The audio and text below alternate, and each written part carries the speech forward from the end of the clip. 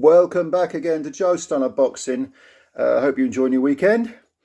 And let's talk a bit about PEDs again, because they've been in the news because of you-know-who. But we're going to lighten the mood a little bit, sort of lighten it, but with a serious tone, because I think it's fair to say that we now live in an age where if somebody is test positive, I was going to say found guilty, but of course a positive test apparently doesn't necessarily mean you're guilty. Interesting. But we live in an age where authorities, those that supposedly police the sport, govern the sport, that are commissions, controlling the rules of the sport, seem very eager to find someone innocent, in inverted commas. That is to say, to make excuses under the guise of reasons as to why someone failed a test. And this is very bad because, yes, people should be allowed to say, well, actually, I'm innocent and here's the proof why.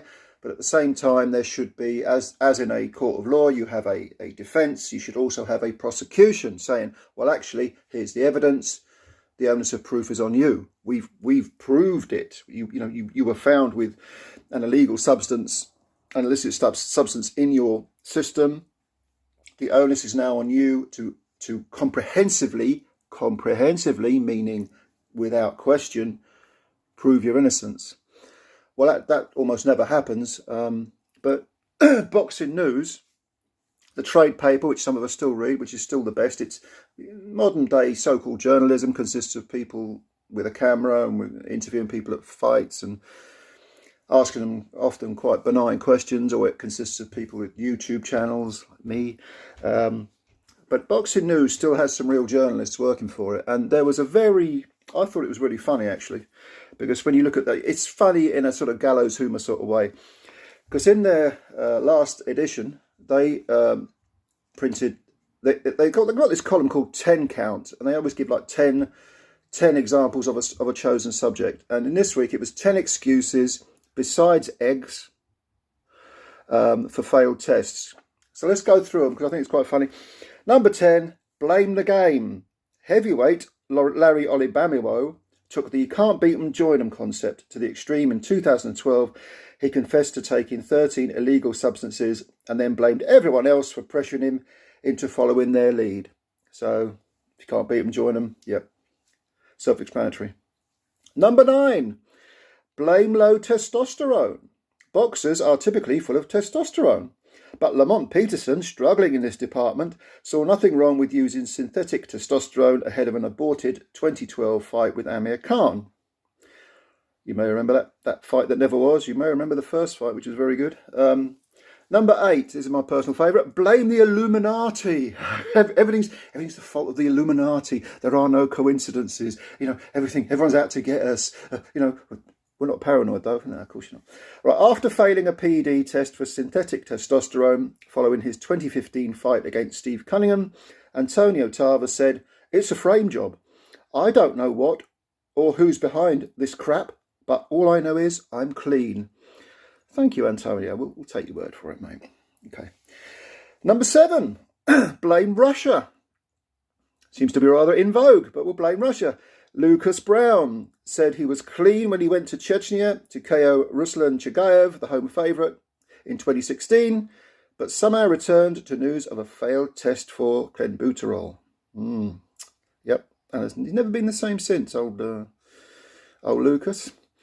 Number 6, blame high blood pressure. It was reported in 2017 that Cuban heavyweight Luis Ortiz had failed a drugs test for chlorothiazide, a diuretic used to not only treat high blood pressure, but also as a masking agent for performance-enhancing drugs. Okay. Enough said. A masking agent, diuretic. Okay. Number 5, blame a blocked nose. Who are we talking about here? Can you guess? In 2018, Billy Joe Saunders saw a fight against Demetrius Andrade disappear when he tested positive for the banned stimulant oxylofrene. Oxylofrene, is that how you pronounce it? His team said the substance came from a common decongestant nasal spray and did not contravene to UCAD regulations when used, quote unquote, out of competition. Ah, okay. So, number 4, blame asthma. Let's go, champ. Let's go, champ.